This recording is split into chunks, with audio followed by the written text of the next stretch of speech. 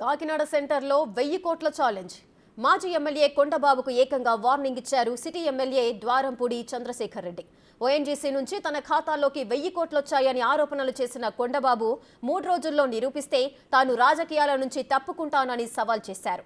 లేదంటే పరువు నష్టం దావా వేస్తానని హెచ్చరించారు. నిన్న మాజీ ఎమ్మెల్యే వనమాడి కొండబాబు గారు చదువులేని వ్యక్తి ఓఎన్జీసీ నష్టపరిహారం 1000 కోట్ల రూపాయలు నేను నా అకౌంట్లోకి వచ్చిందని చెప్పేసి మాట్లాడటం జరిగింది.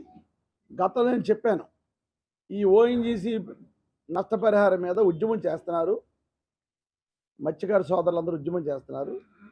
ఈ ఉద్యమం అయ్యే వరకు నేను నా మీద చేసిన విమర్శలకి నేను సమాధానం చెప్పలేను. ఈరోజు సమాధానం చెప్పే పరిస్థితికి సమాధానం చెప్పడానికి ముందు రావడానికి కారణం, పదే పదే నేను 1000 కోట్ల రూపాయలు నా అకౌంట్లోకి వచ్చినాయి అని చెప్పేసి ఓఎన్జీసీ వాళ్ళు ఇచ్చారని చెప్పేసి అని అతను నన్ను అనటం జరిగింది. ఒకటే సమాధానం చెప్తున్నాను కొండబాబుకి. ఈ సందర్భంగా మాట్లాడే ముందు ఆధారాలతో రా.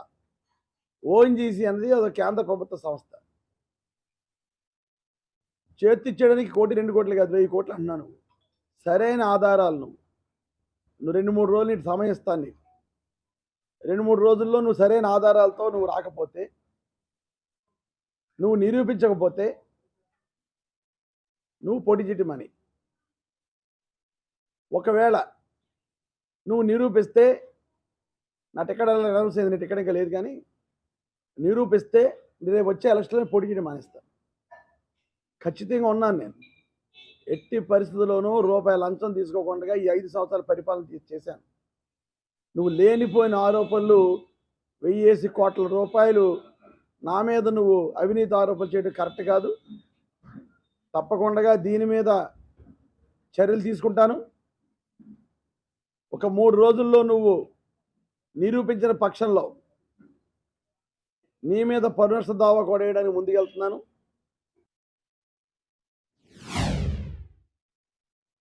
గతంలో కొండబాబు అన్నవాడు ఎమ్మెల్యేగా ఉన్నప్పుడు కూడా దీని గురించి ఆలోచించే సందర్భం లేదు.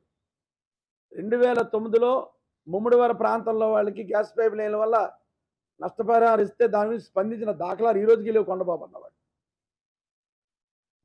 నాకేదో 1000 కోట్లు వచ్చేసింది అన్నాడు.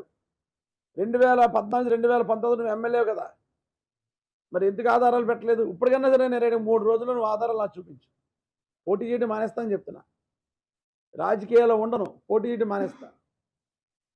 ఒకవేళ నువ్వు నిరూపించిన పక్షంలో, ఒకవేళ నీకు టికెట్ వస్తే నువ్వు పోటీ చేయడం అని, ఇది ఛాలెంజింగ్గా తీసుకోమని కొండబాబుని కోరుకుంటూ, ఎట్టి బస్సులోనూ కూడా ఓఎన్జీసీని లెటర్ రాస్తున్నాను, కలెక్టర్ గారు లెటర్ రాస్తాను, దీని మీద ఎంక్వైరీ చేయమని. అదేవిధంగా 2-3 రోజుల్లో నాకు స్పందించకపోతే నువ్వు చేసిన రాంగ్ ఎలిగేషన్స్ మీద పరువు నష్టం దావా కూడా వేస్తానని ఈ సందర్భంగా కొండబాబుకి తెలియజేస్తాను.